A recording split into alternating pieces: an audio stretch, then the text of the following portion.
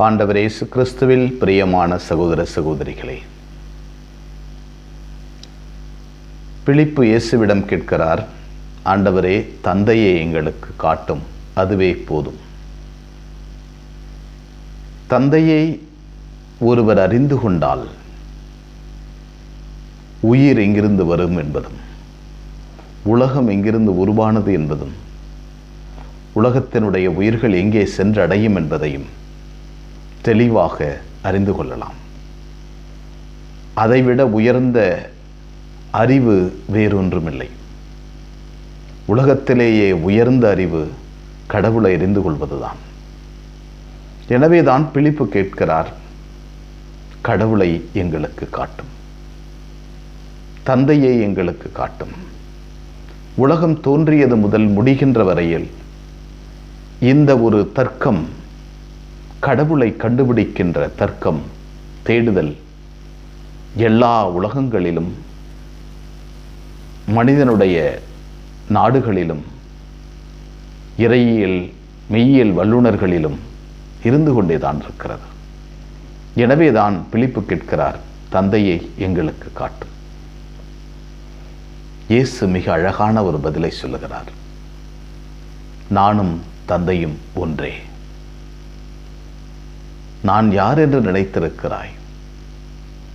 என்னுடைய முகம்தான் கடவுளின் முகம், என்னுடைய வார்த்தைகள் தான் கடவுளின் வார்த்தைகள், என்னுடைய செய்கைகள் தான் கடவுளின் செய்கைகள், நான் பேசுகின்ற மொழிகளெல்லாம் கடவுளுடைய மொழிகள், என்னுடைய குரல் கடவுளின் குரல், என்னுடைய இறப்பும் உயிர்ப்பும் கடவுள் செய்திருக்கின்ற அரும்பெரும் செயல்கள்.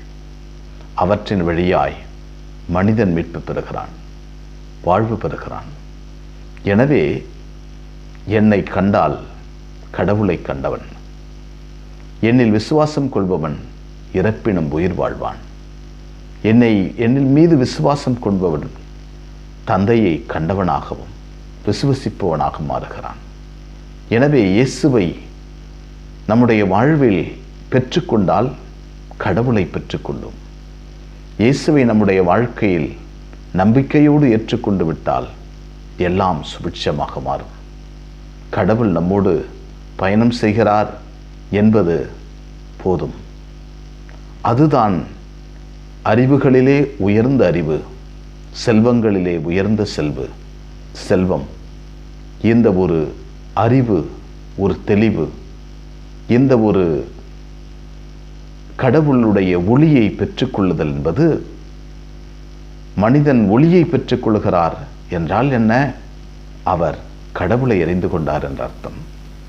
இயேசு நம் முன் நிற்கிறார், ஒளியாக, உருவமாக, வார்த்தையாக, உணவாக நம்முன் நிற்கிறார். அவரை அனுபவித்து உண்டு மகிழ்கின்ற அனைவரும் கடவுள் மீது நம்பிக்கை கொள்கிறார்கள். எனவே இயேசுவை கண்டவர் கடவுளை கண்டார். இயேசுவின் மீது விசுவாசம் கொள்பவர் கடவுளை கைகொண்டு வைத்திருக்கிறார். எனவே அப்பேற்பட்ட கொடையை கொடுத்த கடவுளுக்கு, ஆண்டவருக்கு நன்றி சொல்லுவோம். அவர் மீது அளவிட முடியாத நம்பிக்கையை, விசுவாசத்தை வைப்போம். அப்போது நம்முடைய வாழ்வு வளமையாகும். நாம் கடவுளை கண்டவர்களாகவும், பிலிப்பு சொன்னது போல அதுவே எங்களுக்கு போதும். நாங்கள் கடவுளை பார்த்து விட்டோம், விசுவசித்து விட்டோம், அதுவே போதும். அந்த ஒரு நிறைவில் எப்பொழுதும் வாழ அருள் வேண்டுவோம். எங்களை நேசிக்கின்ற விண்ணக தந்தையை போற்றுகிறோம். அற்புதமான நாளுக்காக நன்றி சொல்கிறோம். நீர் எங்களை படைத்திருக்கிறீர், பராமரித்திருக்கிறீர். முத கோளும் நெடுங்கழியும் எங்களுக்கு ஆதரவாயிருக்கிறது. முதருளுக்காக நன்றி ஆண்டவரே. உம்மை கண்டால் கடவுளின் முகத்தை காண்போம். உம்முடைய முகத்தை குடிலில் பார்க்கின்ற போது கடவுள் எத்துணை அற்புதமாய் பிரசன்னமாயிருக்கிறார் என்பதை கண்டோம். நீர் கல்லறையில் இருந்து உயிர்த்தெழுந்த போது கடவுளின் அதிசயமிக்க காரியங்களை எண்ணி மகிழ்கிறோம். இந்த கொடைகளுக்கெல்லாம் நன்றி சொல்லுகிறோம் ஆண்டவரே. எங்களோடு நீர் நடக்கிறீர், வாழ்கிறீர், எங்களோடு பயணம் செய்கிறீர். கடவுள் எங்களோடு பயணம் செய்கின்ற போது எங்களுக்கு எதிராக நிற்பவன் யார்? கிறிஸ்துவின் அன்பிலிருந்து எங்களை பிரிப்பவன் யார்? இந்த ஒரு மனநிலையை வாழ்நாளெல்லாம் நாங்கள் கொண்டிருக்க வரம் தாரும். அன்னை மரியே, எங்கள் அன்பு தாயே, உம் திருமகனிடம் எங்களுக்காக இடைவிடாது பரிந்து பேசும். ஆமென்.